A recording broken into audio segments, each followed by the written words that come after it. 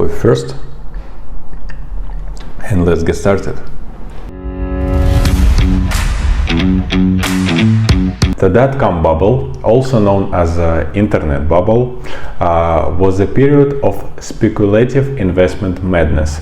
During the late of 1990s, the internet-based companies saw their stock prices skyrocket. This phenomenon was rooted in the rapid adoption and commercialization of the internet. Hello everyone, this is Alex, private portfolio manager, currently working and living here in Portugal. Before we begin, as usually, small disclaimer, don't forget to like and subscribe to my channel. This helps me and other people looking for some financial and investment channel. Thank you, and let's get back to dot-com bubble. The origins of dot-com bubble can be tracked to the early 1990s, when the internet transitioned from a niche network that's used by academics and researchers to a global mainstream platform. Companies began to explore new ways to leverage this technology, and by the middle of 1990s, the internet becoming a household word. And the promise of new and more profitable business. The dot-com bubble began to inflate around 1997 and reached its peak in March of 2000. And during this period, valuation of internet-based companies reached unpredictable levels. The Nasdaq Composite Index, heavily weighted with technology stocks, almost tripled from 1992 to its peak in 2000.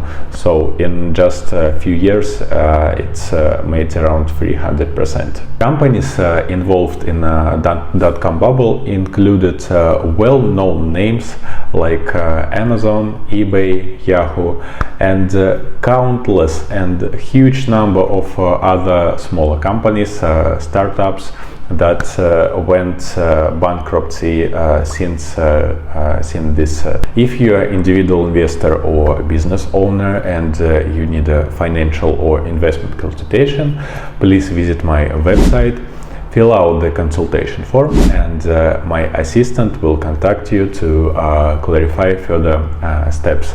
I provide consultation in various areas such as financial and retirement planning, education, opening and setting up of brokerage account and trading platform, education, as I said, and hedging. So thank you, and let's get back to dot-com bubble. Investors started buying shares of these companies for several reasons. Firstly, there was a widespread belief that internet-based company will transform the economy, and it creates a massive new market. The rapid growth of internet usage and the success story of early tech company fueled these expectations. Additionally, FOMO effect, that means fear of missing out, drove many investors to jump in, pushing prices even higher. The companies went public through initial public offering, despite having little or no revenue and income. The market was flushed with optimism, and traditional metrics like PE ratio or EPS just widely ignored. On March 10, 2000, the Nasdaq reached its all-time high. It was around $5,048. shortly after, in just 2 years later, the Nasdaq composite index prices had fallen to 1,114. The decline was around 78% from its peak. The S&P 500 index was less impacted, dropping by 48-49% from its peak. The market reaction was brutal.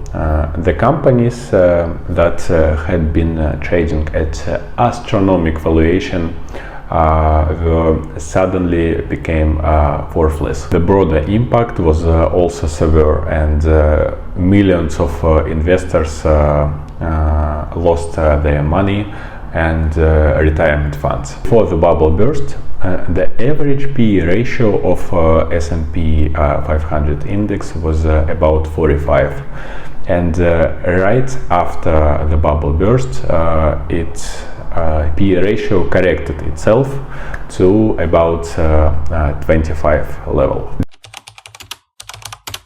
The Federal Reserve response was quite significant.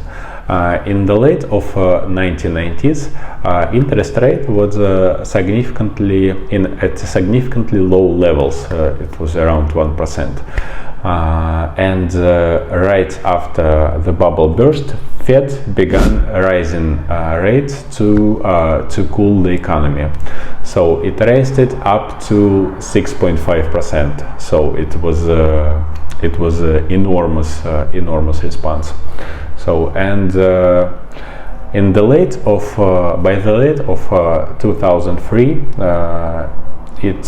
Fed was reduced interest rates to just 1%. Here are some interesting facts about dotcom bubble. One of the infamous failure of the dotcom bubble was pets.com, online pet supply retailer, and it went bankrupt 9 months after the initial public offering. JDS Uniface, this company, which made fiber optic equipment, saw its stock price rise to the $1,000 level, and after the crash it dropped just for a few dollars. And it was the most significant decline in this period. Amazon, unlike other dot-com bubble companies, Amazon managed to survive during the bubble burst. While its stock price fell from 107 to just $7, the company continued to innovate and expand, and became one of the most successful companies in the world. Lastly, I want to remind you that after the crash, it took 13 years for S&P 500 to return to its pre-bubble peak. This long recovery period serves as a reminder of how extended and painful market decline can be. That's all from my side today. Thank you. Until then, spend your money wise.